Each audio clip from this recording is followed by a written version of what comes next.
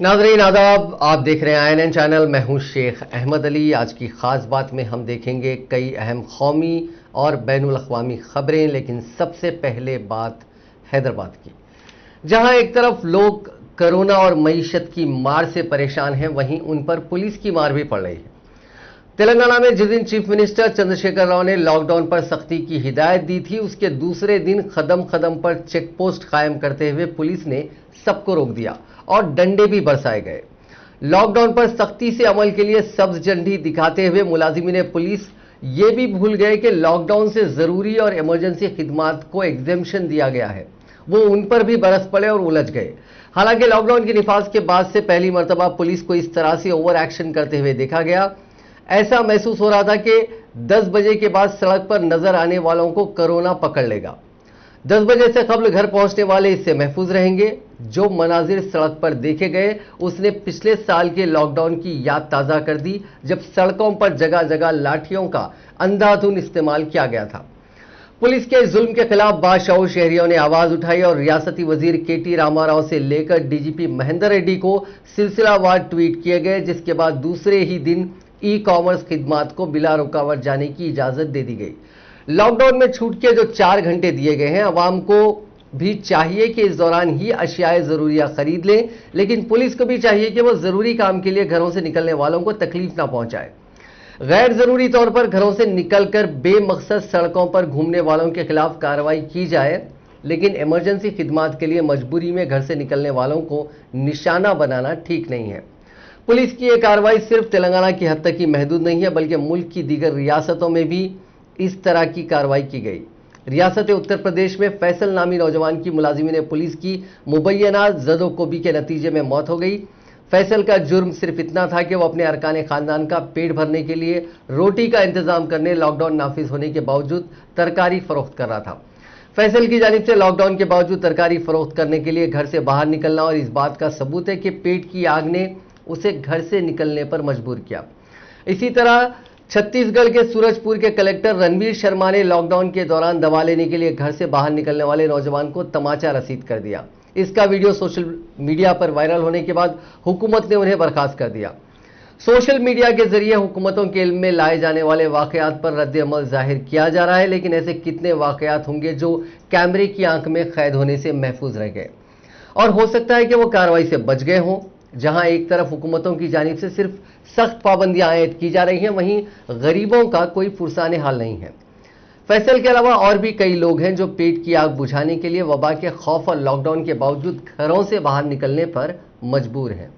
सवाल यह है कि अगर फैसल और उस जैसे गरीब और पसमानदा अफराद की हुकूमत की जानिब से मदद की जाती, तो उन्हें सख्त पाबंदियों के दरमियान घर से निकलने की जरूरत क्यों पेश आती। गुज़िश्ता 1 साल से लोग कोरोना की वजह से माली बहरान का शिकार हैं। ऐसे में उन पर पुलिस मजालिम कहां तक दुरुस्त है। गुज़िश्ता साल और जारिया साल भी कोरोना वबा का सबसे ज्यादा असर मुतवस्सित तबके पर पड़ा।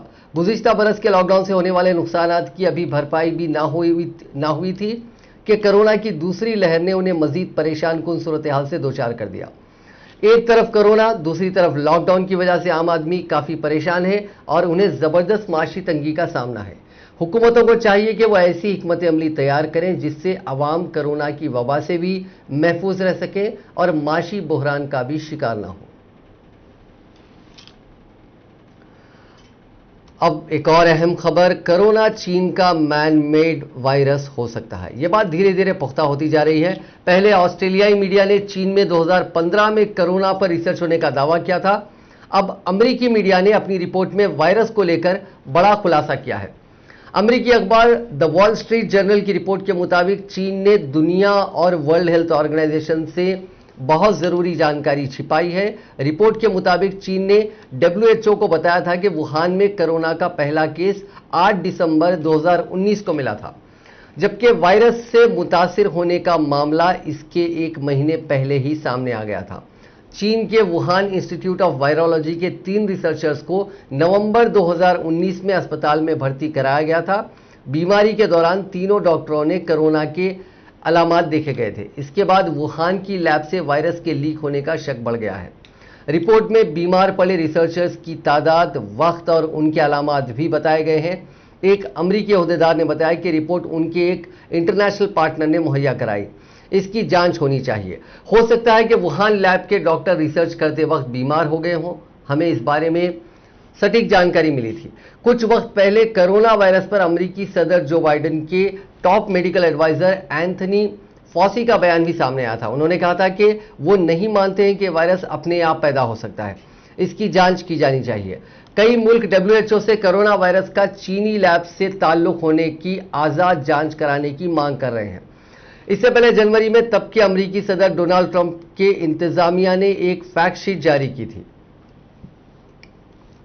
इसमें कहा गया था कि वुहान लैब के रिसर्चर्स में कोरोना के अलामात देखे गए थे। अमेरिकी मीडिया की इस रिपोर्ट को खारिज नहीं किया जा सकता। पिछले साल अमेरिका के तब के सदर डोनाल्ड ट्रंप ने कई बार अवामी तौर पर कोरोना को चीनी वायरस कहा था। उन्होंने कहा था कि यह चीन की लैब में तैयार किया गया है और इसकी वजह से दुनिया का हेल्थ सेक्टर तबाह हो रहा है। कई मुल्कों की इकोनॉमी इसे संभाल नहीं पाएंगी। ट्रंप ने तो यहां तक कह दिया था कि अमेरिकी खुफिया एजेंसियों के पास इसके सबूत हैं और वक्त आने पर यह दुनिया के सामने रखे जाएंगे। बहरहाल ट्रंप इलेक्शन हार गए और जो बाइडेन एडमिनिस्ट्रेशन ने अब तक इस बारे में पब्लिकली कुछ नहीं कहा है। हालांकि ब्लूमबर्ग ने पिछले दिनों एक रिपोर्ट में इस तरफ इशारा किया था कि अमेरिका इस मामले में बहुत तेजी से और बहुत ही संगीनी से जांच कर रहा है। इससे पहले ऑस्ट्रेलियाई मीडिया ने भी दावा किया था कि कोरोना वायरस 2020 में अचानक नहीं आया, बल्कि इसकी तैयारी चीन 2015 से कर रहा था। चीन की फौज 6 साल पहले से कोविड-19 वायरस को जैविक यानी बायोलॉजिकल हथियार के तौर पर इस्तेमाल करने की साजिश रच रही थी। द वीकेंड ऑस्ट्रेलियन ने अपनी रिपोर्ट में यह खुलासा किया था। रिपोर्ट में चीन के एक रिसर्च पेपर को बुनियाद बनाया गया था। इसमें कहा गया था कि चीन 6 साल पहले से सार्स वायरस की मदद से बायोलॉजिकल वेपन बनाने की कोशिश कर रहा है। रिपोर्ट के मुताबिक चीनी साइंटिस्ट और हेल्थ ऑफिसर्स 2015 में ही कोरोना के अलग अलग स्ट्रेन पर बहस कर रहे थे। उस वक्त चीनी साइंटिस्ट ने कहा था कि तीसरी आलमी जंग में इसे बायोलॉजिकल वेपन की तरह इस्तेमाल किया जाएगा।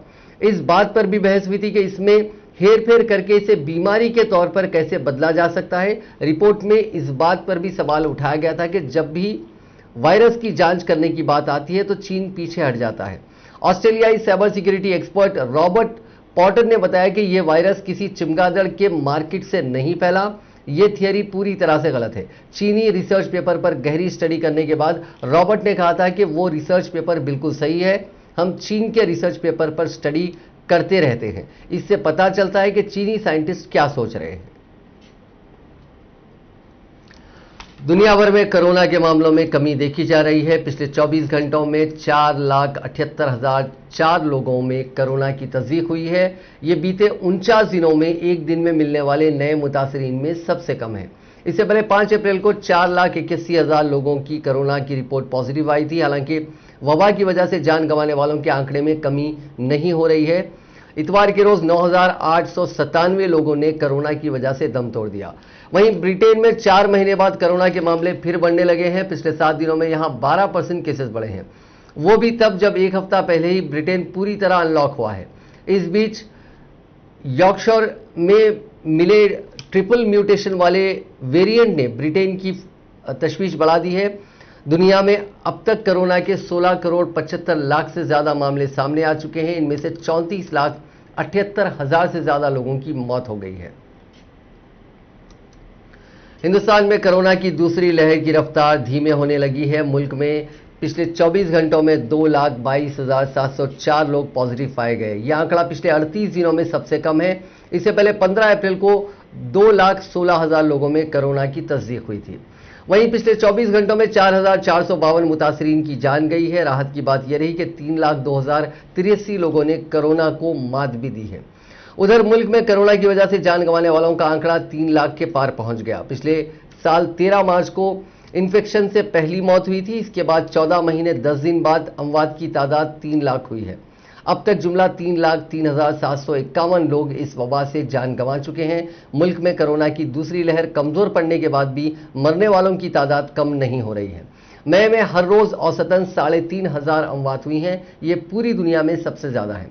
दुनिया में हिंदुस्तान के अलावा सिर्फ 2 दीगर मुल्कों में कोरोना से 3 लाख से ज्यादा लोगों ने दम तोड़ा है। इनमें अमेरिका पहले और ब्राजील दूसरे नंबर पर है। अमेरिका में इन्फेक्शन से 6 लाख और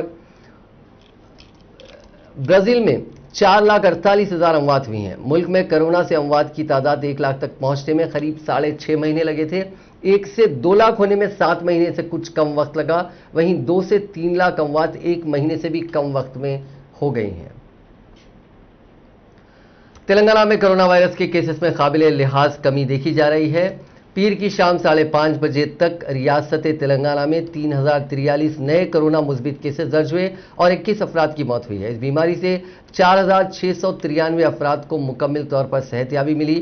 ताज़ा तरीन केसों के साथ रियासत में कोरोना केसेस की मजमूई तादाद 5,56,320 हो चुकी है। इनमें से एक्टिव केसेस की तादाद यानी वो मरीज जिनका इलाज चल रहा है उनकी तादाद 39,206 है। रियासत में कोरोना से अब तक मजमूई तौर पर 3,146 अफराद हलाक हो चुके हैं। जीएचएमसी के हुदूद में 424 केसेस दर्ज हुए हैं। कमजोर हो रही कोरोना की दूसरी लहर के बीच एक और राहत भरी खबर है। हुकूमत के मुताबिक अब तक ऐसे कोई इशारे नहीं है कि कोरोना की तीसरी लहर का बच्चों पर संगीन असर होगा। अब तक कहा जा रहा था कि इससे बच्चे ही सबसे ज्यादा मुतासिर होंगे। पीर के रोज मुल्क में कोरोना की हालात पर वजारत सेहत ने प्रेस कॉन्फ्रेंस की। इसमें all India institute of medical sciences के डायरेक्टर डॉक्टर रणदीप गुलेरिया ने कहा कि हमने कोरोना की पहली और दूसरी लहर में देखा कि बच्चों में इन्फेक्शन बहुत कम देखा गया, इसीलिए अब तक ऐसा नहीं लगता कि तीसरी लहर में बच्चों में इन्फेक्शन देखा जाएगा।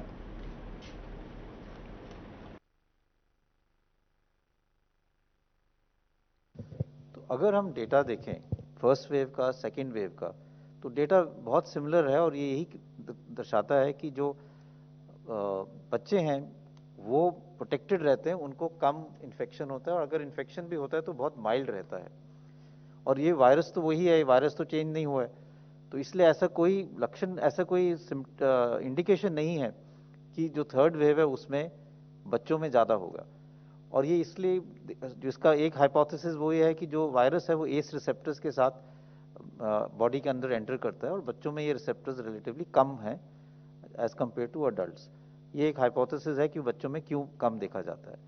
लेकिन अभी तक जो डेटा है दोनों वेव्स का, उसमें बच्चों में ये कम पाया गया है, इसलिए ऐसा नहीं लगता कि बच्चों में आगे जाके पाया जाएगा, आगे सीवियर इन्फेक्शन होगा या ज़्यादा इन्फेक्शन होगा। जिन लोगों ने इस थ्योरी को आगे बढ़ाया है वो उनका ये कहना है क्योंकि बच्चों में अभी तक हुआ नहीं है इन्फेक्शन, वो प्रोटेक्टेड हैं, इसलिए अगले वेव में शायद उनको ज़्यादा इन्फेक्शन हो सकता है प्रोपोर्शनली। लेकिन इसमें कोई अभी तक एविडेंस नहीं है कि बच्चों में सीवियर इन्फेक्शन होगा या उनको ज़्यादा केसेस उसके आगे वाले वेव में पाए जाएंगे। मरकजी हुकूमत ने वैक्सीनेशन के कवायद में बदलाव किया है। इससे 18 से 44 साल एज ग्रुप के लोगों को काफ़ी राहत मिलेगी। अब इस एज ग्रुप के लिए ऑनलाइन अपॉइंटमेंट की ज़रूरत नहीं है। नए कवायद के मुताबिक ये लोग वैक्सीनेशन सेंटर्स पर जाकर अपना रजिस्ट्रेशन करवा सकेंगे और अपॉइंटमेंट ले सकेंगे। ये सहूलत फिलहाल सरकारी वैक्सीनेशन सेंटर्स पर दी जाएगी। हुकूमत ने ये नोटिफिकेशन सभी रियासतों को भेजा है और उनसे ऑन साइट यानी मौके पर ही रजिस्ट्रेशन की सहूलत शुरू करने को कहा। ये रियासतों पर है कि वो अपने यहाँ ये सहूलत शुरू करते हैं या नहीं। दरअसल कई रियासतों से वैक्सीन के लिए स्लॉट बुक किए जाने के बाद भी लोग वैक्सीनेशन सेंटर नहीं पहुंच रहे थे। ऐसे में वैक्सीन वेस्टेज के मामले बढ़ रहे थे। इन रिपोर्ट्स की बुनियाद पर ही मरकज ने यह फैसला लिया है। इसके अलावा दही इलाकों में लोगों को दिक्कतों का सामना करना पड़ रहा था। इससे पहले मरकजी हुकूमत ने हफ्ते के रोज वैक्सीनेशन पर एक कदम उठाते हुए निजी और सरकारी ऑफिसों में इसकी मंजूरी दी थी। इसके मुताबिक सरकारी और निजी ऑफिस में एम्प्लॉयज के साथ उनके अफराद खानदान को भी टीका लग सकेगा। ज्यादा से ज्यादा लोगों का वैक्सीनेशन हो सके, इसलिए कंपनियां अस्पतालों के जरिए सीधे प्रोड्यूसर से वैक्सीन खरीद सकेंगी। मरकजी हुकूमत के मुताबिक मरकजी हुकूमत के मुताबिक अब तक रियासतों और यूनियन टेरिटरीज को 21 करोड़ 80 लाख से ज्यादा कोविड वैक्सीन की डोजेस मुहैया कराई जा चुकी हैं।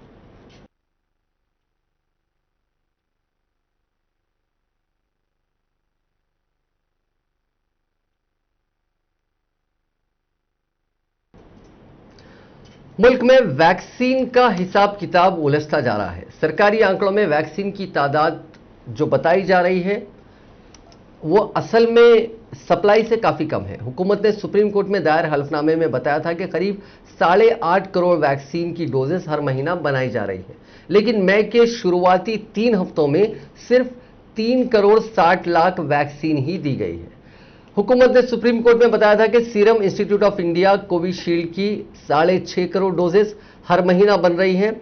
सीरम ने भी इसकी तस्दीक की थी। भारत बायोटेक कोवैक्सीन की 2 करोड़ डोजेस इतने ही वक्त में बना रहा है। कंपनी के सीएमडी कृष्णा एल्ला ने बयान देकर इन आंकड़ों को सही बताया है। कोवैक्सीन का प्रोडक्शन जुलाई के आखिर तक 2 करोड़ से बढ़ाकर 5.5 करोड़ कर दिया जाएगा। कृष्णा एल्ला ने कहा था कि मई तक की प्रोडक्शन 3 करोड़ हर महीना हो जाएगा।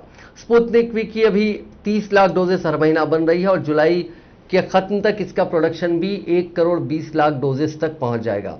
जो आंकड़े हुकूमत ने गिनाए हैं उनका हिसाब लगा जाए तो मई में सिर्फ कोविशील्ड कोवैक्सीन की कम से कम 8.5 करोड़ डोजेस बनी हैं, यानी 31 दिनों के लिए हर दिन 27,40,000 डोजेस। अब कोविन पोर्टल पर वैक्सीन के आंकड़े देखें तो 22 मई तक 3 करोड़ 60 लाख से कम ही डोज मुल्क में दी गई हैं, यानी 16,20,000 डोजेस हर दिन।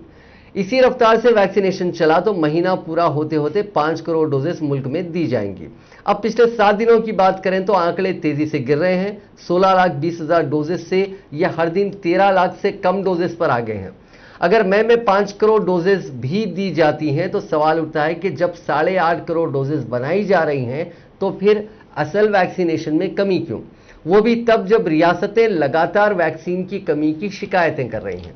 प्रोडक्शन के हिसाब के डोज दिए जाने का हिसाब किताब उलझने की एक वजह समझ में आ रही है, वो है प्राइवेट सेक्टर्स का Kota.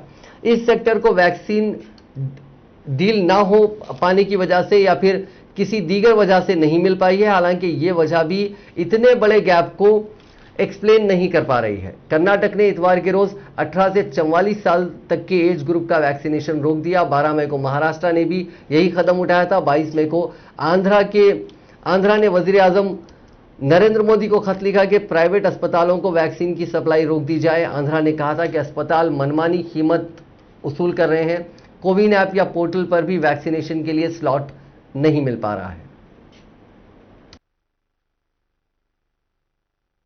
To update you about the vaccination status in the country, till morning today, our latest data informs us that we have already given 19 crore 60 lakh 51,962 doses to our countrymen, and even today we have 1 crore 60 lakh 57,858 doses which are still available with the states to vaccinate people at this point of time. And also in the pipeline, when we say in the pipeline, it means that which are likely to be delivered in the next 2-3 days, we have another 21 lakh 8,160 doses for the states. To update you about the Australia और अमेरिकी scientist की study के नतीजों ने कोविड-19 से निजात पाने की नई उम्मीद दी है। ऑस्ट्रेलिया के क्वींसलैंड में वाक़े ग्रिफिथ यूनिवर्सिटी के मैंडीज हेल्थ इंस्टीट्यूट और city of hope research and treatment centre ने एक रिवोल्यूशनरी थेरेपी को ईजाद किया है। इसकी मदद से कोविड-19 वायरस को टारगेट कर पूरी तरह से खत्म किया जा सकता है। रिसर्च टीम की क़यादत करने वाले साइंटिस्ट नाइजल मैकमिलन के मुताबिक आरएनए टेक्निक के जरिए जिस्म में घुसने वाले 99.9% वायरस को जड़ से खत्म किया गया। चूहे में किए गए तजुर्बे के दौरान फेफड़ों में फैले कोविड-19 वायरस को पूरी तरह से खत्म कर दिया गया। रिसर्च में शामिल प्रोफेसर केविन मोरिस का कहना है कि इस इलाज से सिर्फ कोविड-19 ही नहीं बल्कि मुस्तकबिल में आने वाले इस तरह के किसी भी वायरस या उनके नए वेरिएंट का ठीक से इलाज हो पाएगा। इस थेरेपी को ईजाद करने के लिए साइंटिस्टों ने जीन्स पर निशाना साधने वाली जीन साइलेंसिंग टेक्निक का इस्तेमाल किया। जीन साइलेंसिंग टेक्निक 90 के दशक में ऑस्ट्रेलिया के पौधों में खोज की गई थी। इस तकनीक के जरिए वायरस के जीनोम को खत्म किया जाता है। इस तकनीक से तैयार की जाने वाली दवाएं सिर्फ 4 डिग्री सेल्सियस टेम्परेचर में स्टोर की जा सकती हैं। प्रोफेसर मॉरिस कहते हैं कि इस तकनीक से बने इंजेक्शन संगीन बीमारियों को 4 से 5 दिन में ठीक कर देते हैं। नतीजे काफ़ी हौसला अफजा हैं, लेकिन क्लिनिकल ट्रायल पूरा होते होते इसे आने में 2 साल लग सकते हैं। दवा मरीज के जिस्म में मौजूद कोविड-19 के जीनोम को मारकर इसके इन्फेक्शन को जिस्म या फेफड़ों में बढ़ने से रोकती है। कोरोना वबा की जानलेवा दूसरी लहर के बीच बड़ी राहत की खबर आई है। फार्मा कंपनी सिप्ला और रॉश इंडिया के बनाए गए एंटीबॉडी कॉकटेल की पहली खेप आज से हिंदुस्तान में मुहैया हो रही है। वहीं इसकी दूसरी खेप जून के मिडिल तक आ जाएगी। ये कॉकटेल कैसरी वीमैप और इमेडी वीमैप से बना है, जिसे मुल्क भर में सिप्ला के डिस्ट्रीब्यूशन नेटवर्क से लिया जा सकता है। हिंदुस्तान में कोरोना के इमरजेंसी यूज के लिए इसको मई की शुरुआत में ही मंजूरी मिल गई थी। इसे अमेरिका और यूरोपियन यूनियन में इमरजेंसी यूज के लिए दिए गए डेटा की बुनियाद पर Central Drugs Standards Control Organisation से अप्रूवल मिला है। ये एक पेशेंट के डोज के लिए 59,750 रुपए का पेमेंट करना होगा। एक कंबाइंड डोज 1200 mg का है, जिसमें 600 mg कैसरी वीमैप और 600 mg इमडेवीमैप शामिल है। इसकी मल्टी डोज पैक की रिटेल प्राइस 1,19,500 रुपए है। कंपनी के मुताबिक एक पैक से 2 मरीजों का इलाज किया जा सकता है। कंपनी ने एक जॉइंट स्टेटमेंट में कहा कि अहम अस्पतालों और कोविड सेंटर से ये दवाई ली जा सकती है।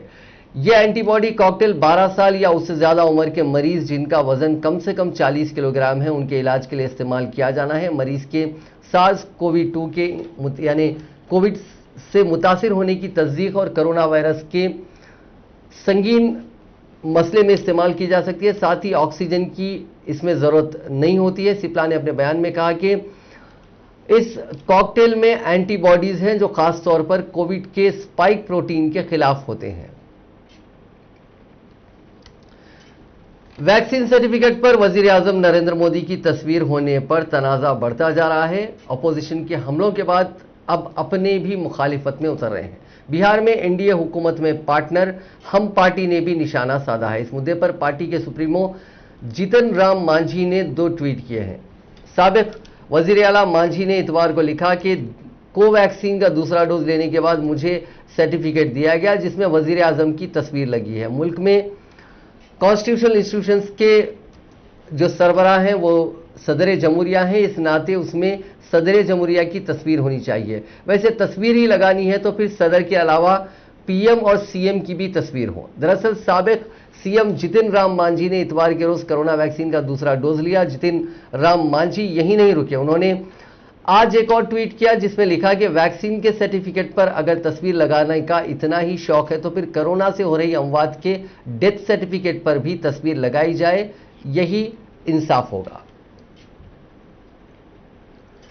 साबिक वजीर आजम साबिक वजीर आला कमलनाथ के कोरोना को लेकर कोरोना को इंडियन कोरोना बताने वाले बयान पर सियासत तेज हो गई है। इसको लेकर अब वजीर आला शिवराज सिंह चौहान ने कांग्रेस की सदर सोनिया गांधी पर निशाना साधा। वजीर आला ने कहा कि वबा के इस दौर में कांग्रेस आग लगाने की कोशिश कर रही है। कोरोना से हुई अमवात पर कांग्रेस जश्न मना रही है। कमलनाथ के बयान के बाद सोनिया गांधी धृतराष्ट्र बनकर तमाशा क्यों देख रही हैं? शिवराज ने सोनिया गांधी से सवाल किया कि क्या आपकी सहमति से कमलनाथ ने बयान दिया? अगर कमलनाथ के बयान से सहमत हैं तो फिर मुल्क को बताएं कि कांग्रेस की सोच क्या है। अगर वो सहमत नहीं है तो फिर कमलनाथ के खिलाफ कार्रवाई करें। इसके एक दिन पहले ही शिवराज ने कहा था कि कमलनाथ ने कोरोना वबा को इंडियन कोरोना बताकर मुल्क के सम्मान को चोट पहुंचाई है। ऐसा बयान देना मुल्क के खिलाफ गद्दारी के बराबर है। कमलनाथ कोरोना से होने वाली अमवात पर सियासत करने के मौके तलाश रहे हैं। इस मामले में इतवार के रोज भोपाल पुलिस ने बीजेपी के कंप्लेंट पर कमलनाथ के खिलाफ एफआईआर दर्ज की थी। कमलनाथ ने 21 मई को उज्जैन में बयान दिया था कि बैरूनी मुल्कों में हिंदुस्तानियों के साथ बुरा बर्ताव किया जा रहा है। बैरूनी मीडिया हिंदुस्तान में कोरोना को इंडियन वेरिएंट बता रहे हैं। ब्रिटेन में इंडियन ड्राइवर्स की टैक्सी में कोई नहीं बैठ रहा है। इससे पहले कमलनाथ ने इल्जाम लगाया था कि मध्य प्रदेश हुकूमत कोरोना से हो रही अमवात के आंकड़े छुपा रही है। रियासत में अप्रैल मई के महीने में 1,02,000 लोग कोरोना से मरे हैं, जबकि हुकूमत सिर्फ 7,000 का आंकड़ा बता रही है। कमलनाथ ने आज शिवराज सिंह चौहान के बयान की मजम्मत की। सरकार ने बनाया, यही सबसे बड़ी दुख की बात है। और आज ये कोरोना से नहीं लड़ रहे, ये तो आलोचना से लड़ रहे। मुझे बताया गया, आप लोग जानते हैं कि कुछ पत्रकारों पर भी मामला दर्ज किया है। ये इमेज मैनेजमेंट में लगे हैं, कोविड मैनेजमेंट में नहीं लगे। एक बड़ी बुनियादी बात है, अक्टूबर से अंतर्राष्ट्रीय अखबार, राष्ट्रीय अखबार छाप रहे थे कि दूसरा वेव आना है, और भारत क्या कर रहा था?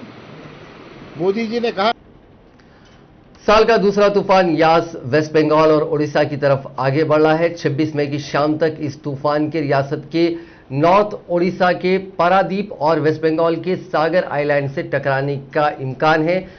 इंडियन मेट्रोलॉजिकल डिपार्टमेंट ने यास को बहुत संगीन तूफान की कैटेगरी में शामिल किया है। इसका असर वेस्ट बंगाल, ओडिशा, आंध्र प्रदेश, तमिलनाडु और अंडमान एंड निकोबार आइलैंड पर देखा जाएगा।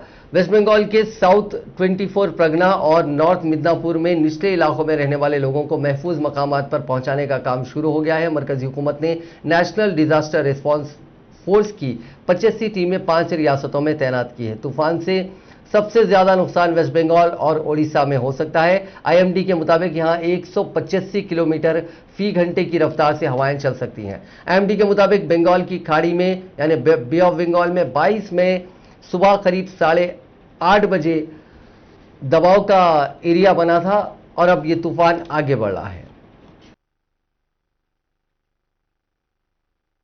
मानव जाति वर्तमान एक कष्टकर समय।